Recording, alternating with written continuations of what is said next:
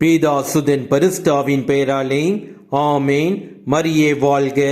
இன்றைய வார்த்தை, நான் ஆண்டவரின் அடிமை, சொற்படியே எனக்கு நிகழட்டும். Behold, the handmaid of the Lord, be it unto me according to thy word. லூக்கா நற்செய்தி அதிகாரம் 1 வசனம் 38. அன்னை மரியாள் தன்னையே தாழ்த்தி கடவுளை மகிமைப்படுத்தும்படி அவருடைய திருவுளத்திற்கு கீழ்ப்படிந்தார். எனவே நாம் தாழ்ச்சி என்னும் புண்ணியத்தை பெற்றிருந்தால் கீழ்ப்படிதல் என்னும் புண்ணியம் நம்மில் உருவாகும். அப்போது நாம் நம்முடைய கடவுள் இயேசு கிறிஸ்துவை மகிமைப்படுத்த முடியும். இயேசுவுக்கே புகழ். மரியே வாழ்க. ஆமேன். என்னை வெறுமையாக்கினேன், உம்மை மகிமைப்படுத்தினேன்.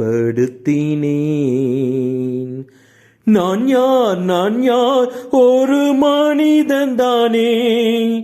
நான் யார் வெறும் களிமண்தானே.